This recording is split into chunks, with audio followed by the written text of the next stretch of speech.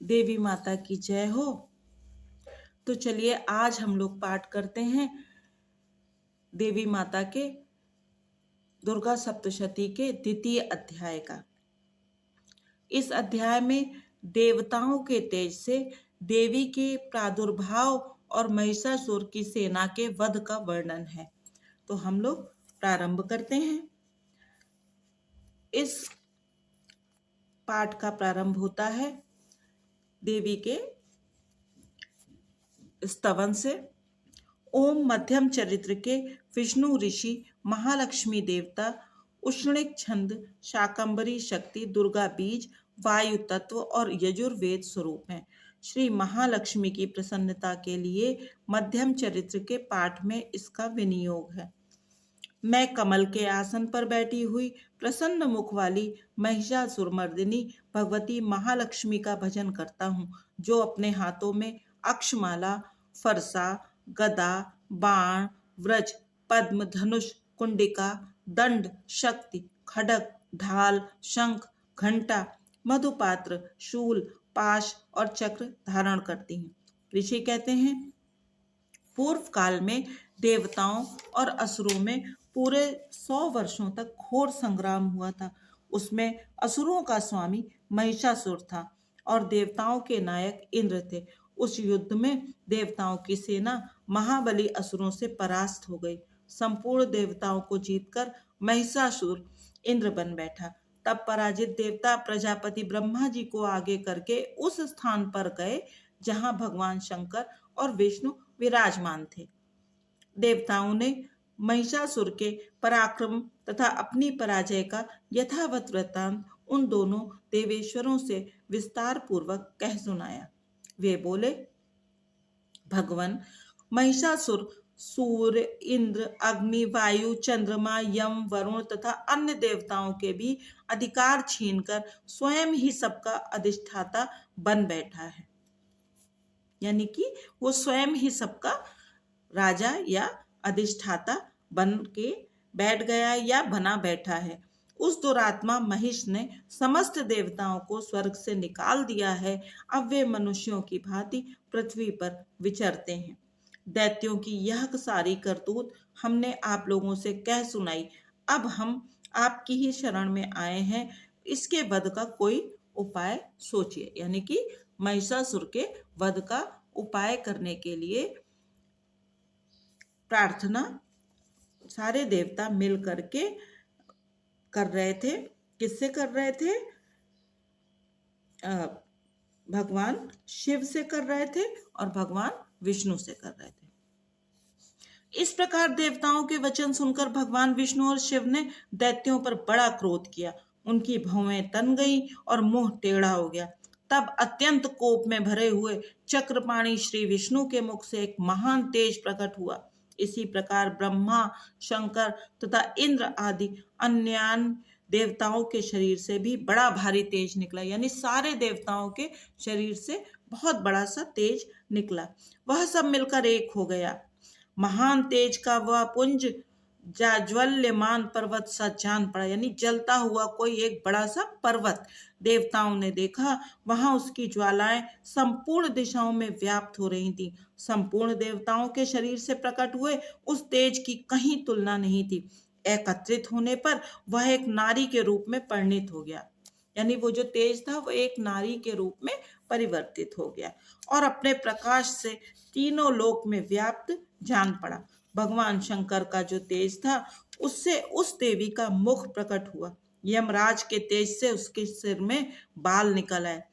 श्री विष्णु भगवान के तेज से उसकी भुजाएं उत्पन्न हुई।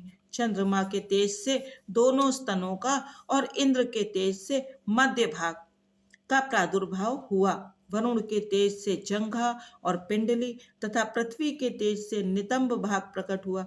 ब्रह्मा के तेज से दोनों चरण और सूर्य के तेज से उसकी अंगुलियां प्रकट हुई।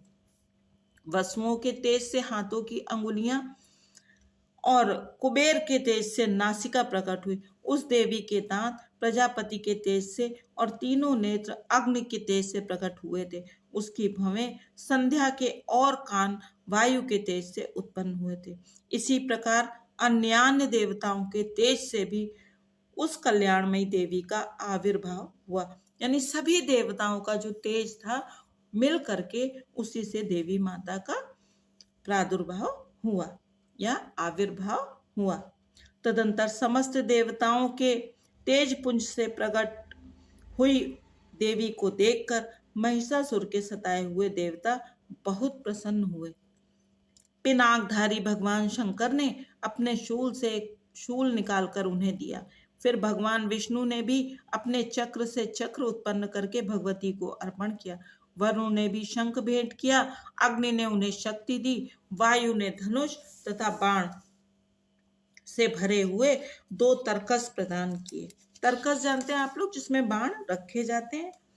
सहस्र नेत्रों वाले देवराज इंद्र ने अपने वज्र से वज्र उत्पन्न करके दिया और ऐरावत हाथी से उतार कर 1 घंटा भी प्रदान किया। यमराज ने काल दंड से दंड, वरुण ने पाश, प्रजापति ने स्फटिक काक्ष की माला तथा ब्रह्मा जी ने कमंडलु भेंट किया। सूर्य ने देवी के समस्त रोमकूपों में अपनी किरणों का तेज भर दिया। काल ने उन्हें चमकती हुई ढाल और तलवार दी। क्षीर समुद्र ने उज्ज्वल हार तथा कभी जीर्ण न होने वाले 2 दिव्य वस्त्र भेंट किए। साथ ही उन्होंने दिव्य चूड़ामणि, 2 कुंडल, कड़े, उज्ज्वल अर्धचंद्र, सब बाहुओं के लिए केयूर, दोनों चरणों के लिए निर्मल नूपुर, गले की सुंदर हंसली और सब अंगुलियों में पहनने के लिए रत्नों की बनी अंगूठियां भी दी। विश्वकर्मा ने उन्हें अत्यंत निर्मल फरसा भेंट किया। साथ ही अनेक प्रकार के अस्त्र और अभेद कवच दिए। इनके सिवा मस्तक और वक्ष स्थल पर धारण करने के लिए कभी न कुमलाने वाली कमलों की मालाएं दी। जलधि ने उन्हें सुंदर कमल का फूल भेंट किया। हिमालय ने सवारी के लिए सिंह तथा भांति भांति के रत्न समर्पित किए। धनाध्यक्ष कुबेर ने मधु से भरा पान पात्र दिया तथा संपूर्ण नागों के राजा शेष ने, जो इस पृथ्वी को धारण करते हैं, उन्हें बहुमूल्य मणियों से विभूषित नागहार भेंट दिया। इसी प्रकार अन्य देवताओं ने भी आभूषण और अस्त्र शस्त्र देकर देवी का सम्मान किया। तत्पश्चात उन्होंने बारंबार अट्ठास पूर्वक उच्च स्वर से गर्जना की। उनके भयंकर नाद से संपूर्ण आकाश गूंज उठा। देवी का वह अत्यंत उच्च स्वर से किया हुआ सिंहनाद कहीं समा न सका। आकाश उसके सामने लघु प्रतीत होने लगा। उससे बड़े जोर की प्रतिध्वनि हुई, जिससे संपूर्ण विश्व में हलचल मच गई और समुद्र कांप उठे, पृथ्वी डोलने लगी और समस्त पर्वत हिलने लगे।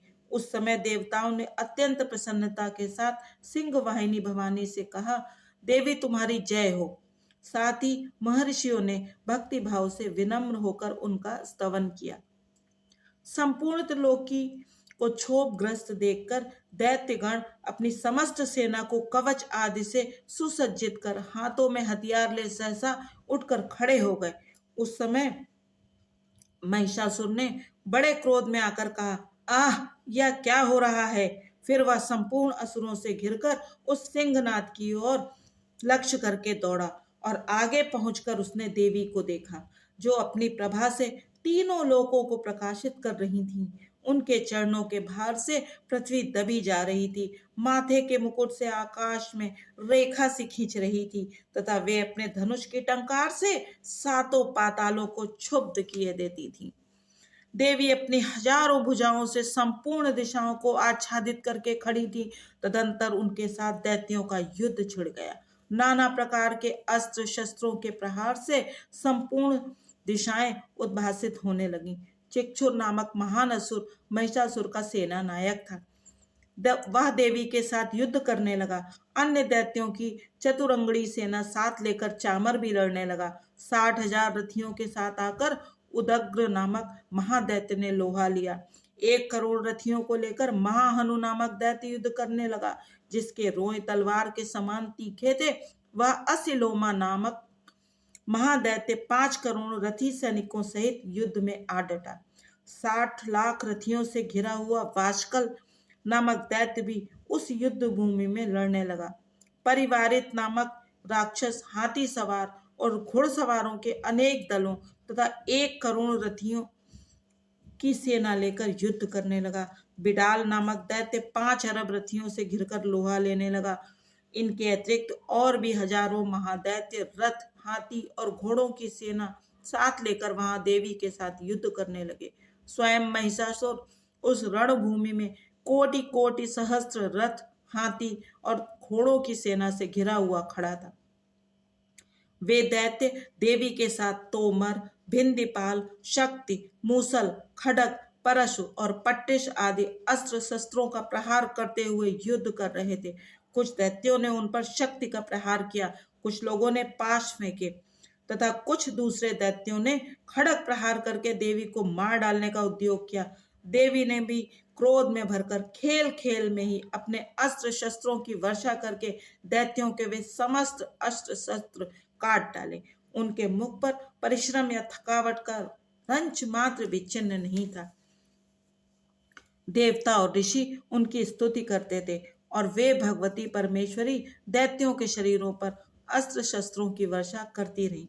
देवी का वाहन सिंह भी क्रोध में भरकर गर्दन के बालों को हिलाता हुआ असुरों की सेना में इस प्रकार विचरने लगा मानो वनों में दावानल फैल रहा हो। दावानल यानी वन में जब आग लग जाती है। रणभूमि में दैत्यों के साथ युद्ध करती हुई अंबिका देवी ने जितने निःश्वास छोड़े वे सभी तत्काल सैकड़ों हजारों गणों के रूप में प्रकट हो गए और परशु, भिंदीपाल, खड़ग तथा पट्टिश आदि अस्त्रों द्वारा असुरों का सामना करने लगे। देवी की शक्ति से बढ़े हुए वे गण असुरों का नाश करते हुए नगाड़ा और शंख आदि बाजे बजाने लगे।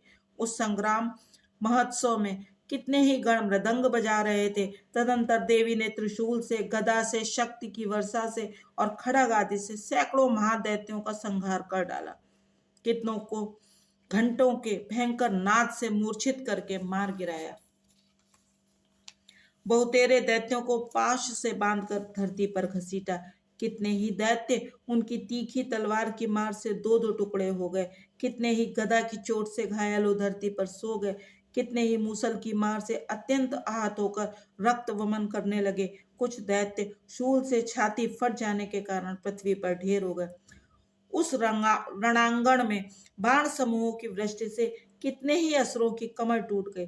बाज की तरह झपटने वाले देवी पीड़क दैत्यगण अपने प्राणों से हाथ धोने लगे। किन्हीं की बाहें छिन्न भिन्न हो गईं, कितनों की गर्दनें कट गईं। कितने ही दैत्यों के मस्तक कट कट कर गिरने लगे। कुछ लोगों के शरीर मध्य भाग में ही विदीर्ण हो गए। कितने ही महादैत्य जांघें कट जाने से पृथ्वी पर गिर पड़े।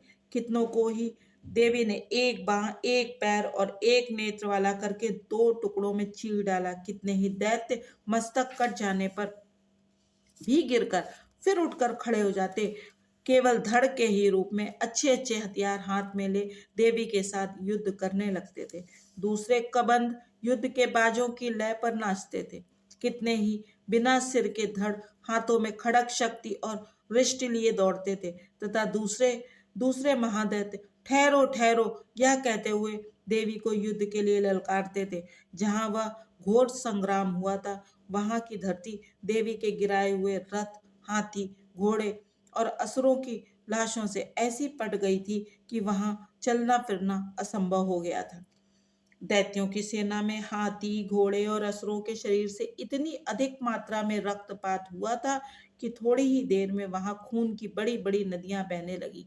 जगदम्बा ने असुरों की विशाल सेना को क्षण भर में नष्ट कर दिया, ठीक उसी तरह जैसे तृण और काठ के भारी ढेर को आग कुछ ही क्षणों में भस्म कर देती है।